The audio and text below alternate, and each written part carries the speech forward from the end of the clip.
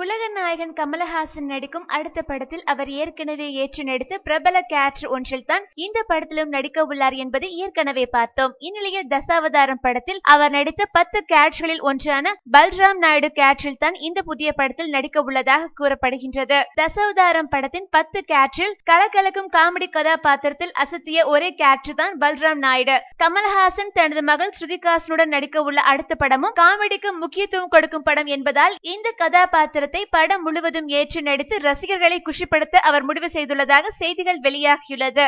இந்த தகவல் எந்த அளவுக்கு உண்மை என்பது இன்னும் ஒரு சில மணி நேரங்களில் தெரிந்துவிடும். பிரபல மலையாள இயக்குனர் ராஜீவ்குமார் இயக்கவுள்ள இந்த படத்தில் ரம்யா கிருஷ்ணன் மற்றும் பிரம்மானந்தம் ஆகியோர் முக்கிய கதாபாத்திரத்தில் நடிக்க உள்ளனர். இசைஞானி இளையராஜா இந்த படத்தின் இசையமைப்பாளர் என்பது குறிப்பிடத்தக்கது. மேலும் சினிமா செய்திகளை உடனுக்குடன் தெரிந்து கொள்ள கீழே உள்ள சப்ஸ்கிரைப் பட்டனை அழுத்தவும்.